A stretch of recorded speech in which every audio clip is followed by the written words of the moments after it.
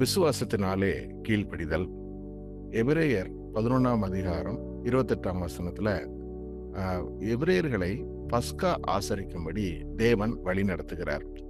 இந்த வழி நடத்துதல்ல மோசே என்ன செய்தாரோ அதை விசுவாசத்தினாலே செய்தார் என்று சொல்லி தேவன் நமக்கு கொடுக்கிறார். அப்போ ஒவ்வொருத்தரும் விசுவாசத்தினால செஞ்ச காரியங்கள் நமக்கு கொடுக்கப்பட்டிருக்கு. இதுல மோசே செய்தது ஒரு காரியம். அதே நேரத்துல இஸ்ரவேல் ஜனங்க எல்லாரும் சேர்ந்து மோசே சொன்னதுக்கு கீழ்ப்படிஞ்சு நடந்து செஞ்சாங்க இல்லையா? அதன் மூலமாக அவர்கள் பாதுகாக்கப்பட்டாங்க.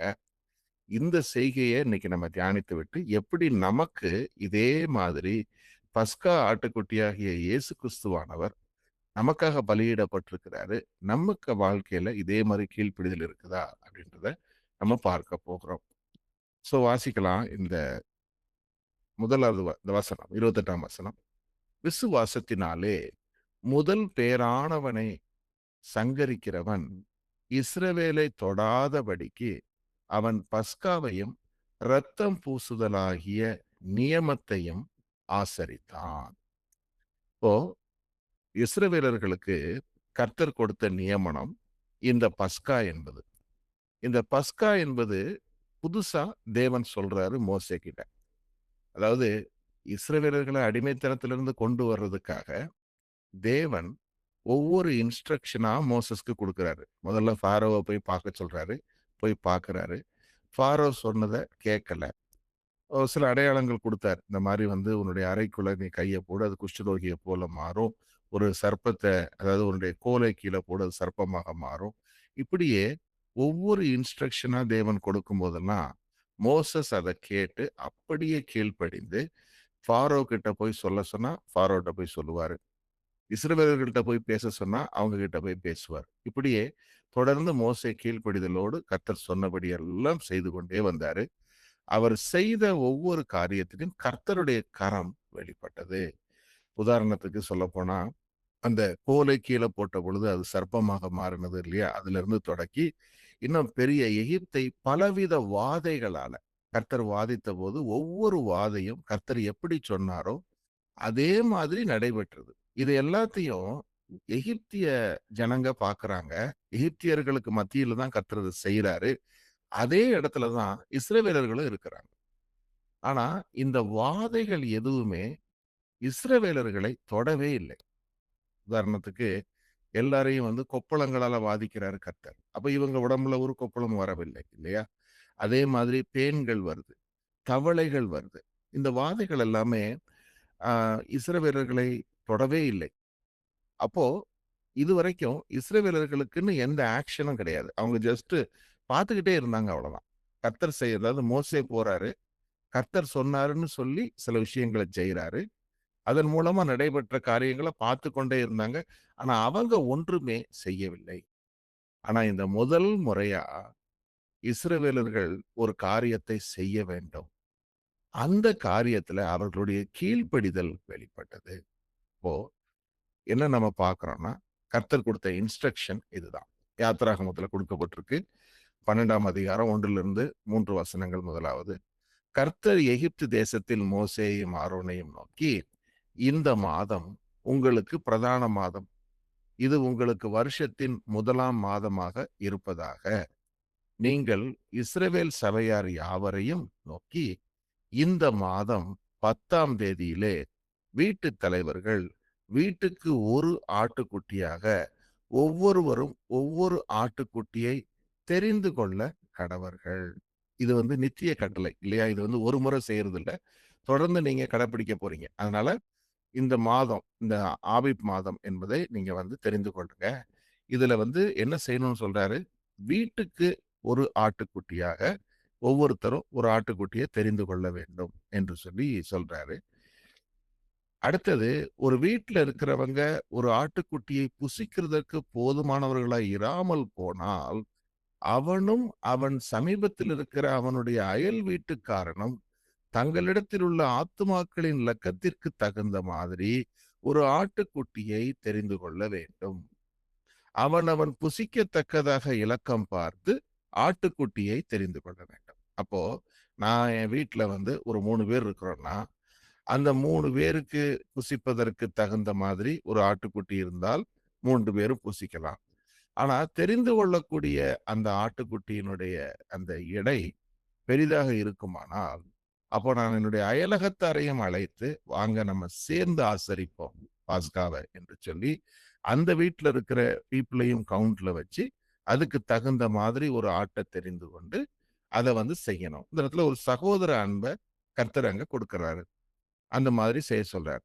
அடுத்து தெரிந்து கொள்ளக்கூடக்கூடிய ஆட்டுக்குட்டிய பத்தி சொல்றாரு. அந்த ஆட்டுக்குட்டி பழுதற்றதும், ஆணும் ஒரு வயது உள்ளதுமா இருக்க பழுதற்ற ஆட்டுக்குட்டி என்கிற வார்த்தையிலே நம்ம புரிந்து கொள்கிறோம். கர்த்தருக்கு கொடுக்கக்கூடிய எந்த ஒரு தகன பலியோ, அவருக்கென்று அளிக்கக்கூடிய காணிக்கையோ, அது சிறந்ததாகவும், முதன்மையானதாகவும் இருக்க வேண்டும். இதை நம்ம பார்க்கிறோம் வேதத்துல.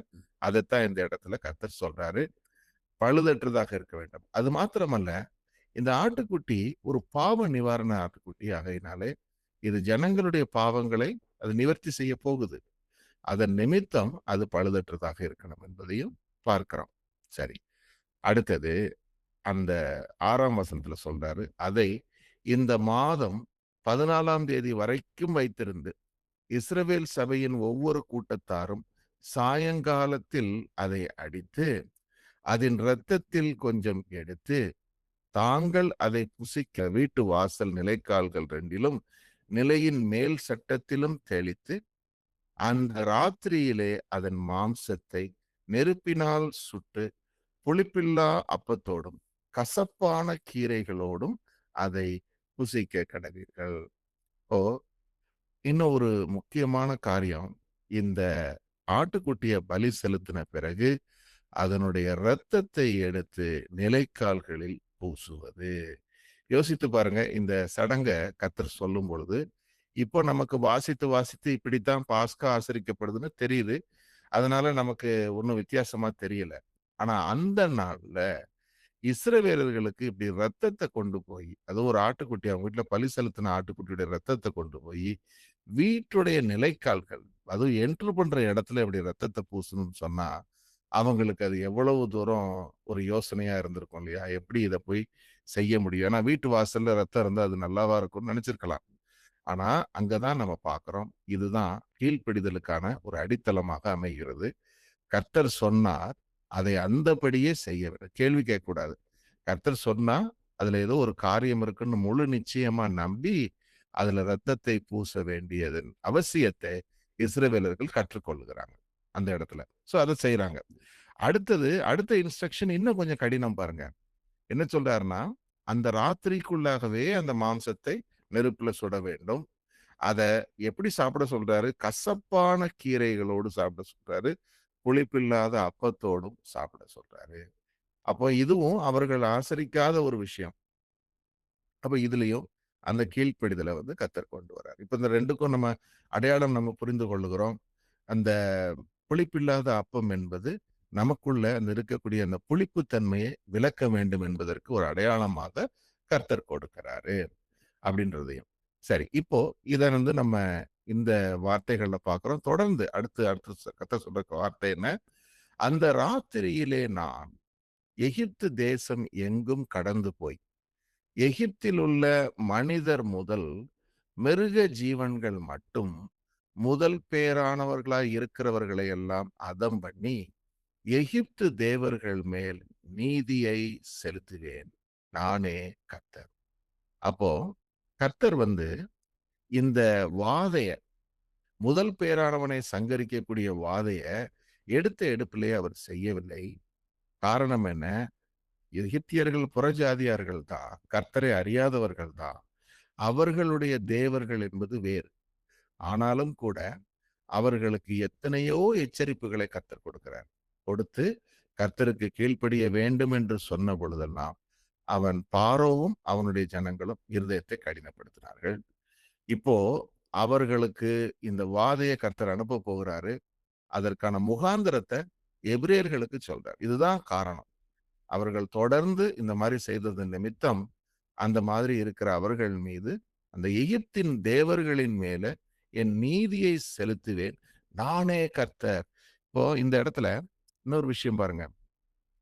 இஸ்ரவேலர்கள் அங்கே வாழ்ந்த நாட்கள்ல, இவர்களும் அவர்களுடைய வழிபாட்டையும் கற்றுக்கொண்டு தான் இருந்திருக்கிறாங்க. 300 வருஷ கால அடிமைத்தனத்துல அங்க இருந்த கஸ்டம்ஸ், அங்க இருந்த ட்ரெடிஷன்ஸ பார்த்து, இவங்களும் அதே மாதிரி இந்த காள கன்னுக்குட்டிய வழிபடுறது, அப்புறம் இன்னும் என்னென்ன செஞ்சாங்களோ, அதே மாதிரி இவங்களும் கூட செய்திருக்கிறாங்க. ஆனா, இப்ப இந்த முறை கர்த்தர் செய்கிற இந்த பயங்கரமான நீதி, அது என்னன்னு சொன்னா, ஒவ்வொரு குடும்பத்திலயும் ஒரு தலைச்சன் பிள்ளை சாகப் போகுது. அது ஃபாரோவுடைய குடும்பத்திலிருந்து ஆரம்பித்து, சாதாரண ஒரு சாமானியனுடைய குடும்பம் வரைக்கும் தலைச்சன் பிள்ளை ஒவ்வொரு வீட்லயும் மரிக்கப் போகுது. இதை காண்கிற இஸ்ரவேலர்களுக்கு என்ன தோன்றும்? நம் தேவனைப் போல வேறே தேவன் இல்லை. எகிப்தியர்களுடைய தேவர்கள் அவர்கள் தேவர்கள் அல்ல. அவர்கள் எல்லார் மீதும் ஆக்கினை செலுத்தக்கூடிய வல்ல தேவன் நம் தேவன் என்பதை அவர்கள் அறிய வேண்டும் என்பதற்கு இது ஒரு அடையாளமா கொடுக்கப்படுகிறது. சொல்றாரு, நீங்கள் இருக்கும் வீடுகளில் இந்த இரத்தம் உங்களுக்கு அடையாளமாக இருக்கும். அந்த இரத்தத்தை நான் கண்டு பாருங்க. அந்த இரத்தத்தை நான் கண்டு உங்களை கடந்து போவேன்.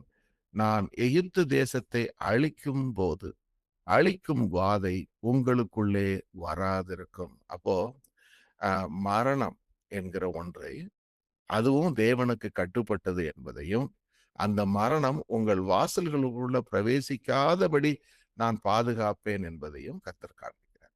இப்போ நானே வழியும் சத்தியம் ஜீவனுமா இருக்கிற சொன்ன தேவன் இந்த இடத்துல மரணத்திலிருந்து பாதுகாக்க வல்லவர் அவர் என்பதை தெளிவாக காண்பித்து கொடுக்கிறாரு.